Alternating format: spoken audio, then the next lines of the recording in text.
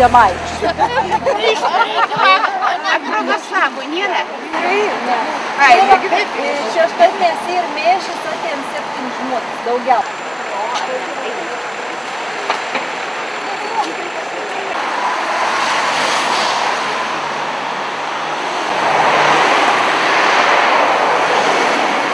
Svarbu mums žemaičiams palinka tai ir žemėlapį. Tai palinka patį didžiausią, aišku, ir pateikti va tokio formo, tai ir metalą, su visas pavadinimas vietovių. Tai ir žemaitėjai meška, Arklėvis ir Aukštaičių sritis.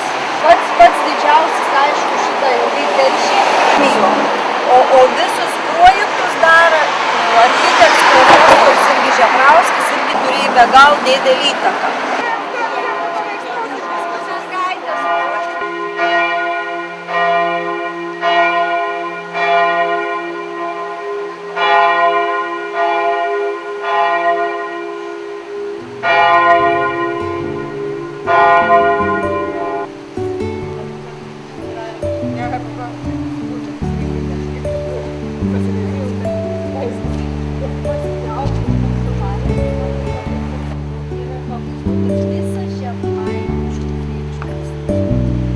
Yra mūsų patys garsėję viskupai, jau kai katrus girdėjau pažinuoti. Tai Valodžius, Giedraičia, Golvarnių viskupėjas, katedras Požemių Sėlsas, sarkofagus. Gyvenimo sutartį 75 metų jubiliejų, bet jie yra ištikimas pati Dievui žmogus, mes meldžiame savo ir savo artimiesiems, kad Dievas laimėtų visus lydinčius ir gyvenimo kelionėmis. Bet dabar ne, dar turėjau gailestingo metodo, jūs tikrai žinot, tai mes turim vartus gailestingo. Tėvai tai supasi. Manau. Čia va.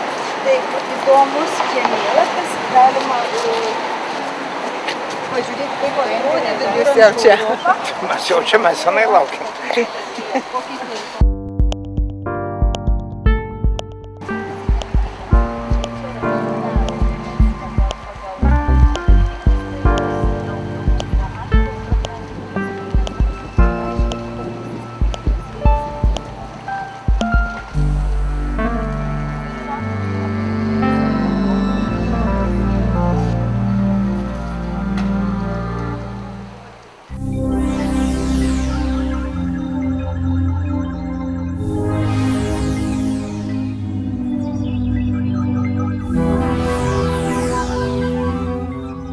Čia vientisas lyg tai luitas. Iš Ukrainos akmens. Čia daug tokių yra. Daug galėtų kalbėti apie jo iškalimą, daug ir tokių, nusakiau, atsitiktinumų, kurie tiesiog, galim sakyti, ir su Dievo palaima tas visas darbas įvyka. Įdomu, iš kokio atstumo čia toliausiai matytas paminklas, jo visgi matavai? Nematau, neteko. Pamėginsime mes tada pabėgėti, kiek kilometrų matyti. Ten toliai gana dideli. Toliai, ten Šiauliai matyti horizontą. O iš Telšių nelabai mato. Telšius užstoja Šatrijos kalnus. O jei kyla idėja ir ta idėja gera, reiks stengtis ją įgyvendinti. Jau gerai, žinodami tavo energiją, tavo sumanumą, mes tikim, kada čia bus paminklų. Ir tame tarpe vienas geriausių paminklų tai tavo ūkis. Nu, daug dėja.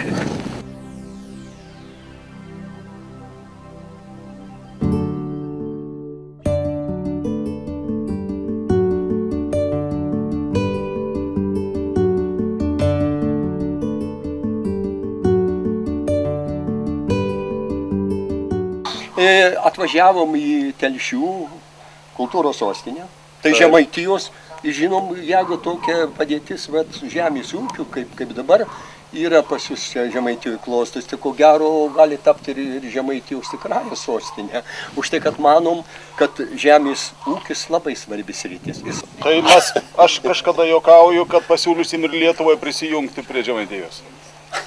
Bet iš tikrųjų, ačiū, kad atvažiavot, labai malonu matyti, šiokį gražią dieną, rudens dieną, ko nebuvo visą vasarą. ir niekada nežada keisti savo gyvenamos vietos į miestą, didmiestį ar dar kažkur.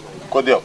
Todėl, kad čia aš gimiau, čia užaugau, čia ramu, čia viskas mano sukurta ir visi, kas gyvena kaime, kas dirba žemės ūkiai, yra patys nuoširdžiausi žmonės. Ir smulkusis verslas pas mum rajone vėluoja, nespėja, nes aplinka, Telšių miesto ir rajono aplinka patraukli turizmui ir šiemet, lyginant su pernais, turizmo srautas padidėjo 10 kartų. Va, žemė šiandien 15 hektarų ir aš tikrai apsidirbu, kad ir laikom tikrai man mažai, žmonių nesamdau. Aiškus šitokie mūkiai turi tėvuko palikimą, rusišką techniką, kai kurios darbus padarau, 15 hektarų kombaino tai niekada nepirksiu ir niekas man to neleis, ko gero. Tai tikrai apsidirbame laisvai šitą. Bet po sunkios darbo dienos aš išeinu dirbti žemę, aš pailsiu. Nors miego sąskaita, bet vis tiek pailsiu. O jis turi būti seniūnijos žmogus. Jis yra konkurso būdu parengtas žmogus. Lekam. Oi, gerai pasakyti. Pempel kondotoji, kame tavo kamerį langotoj, peveliaikiam seliai, ten mano kamerį langotoj, peveliaikiam seliai, ten mano kamerį langotoj. Širšons bimbalno kelinėjai, net puselės bimbalėlio išdulkiai. Širšons bimbalno kelinėjai, net puselės bimbalėlio išdulkiai. Auskit sesis abrusus, žėlavokit bimbalėlio bent metus. Auskit sesis abrusus, žėlavokit bimbalėlio bent metus.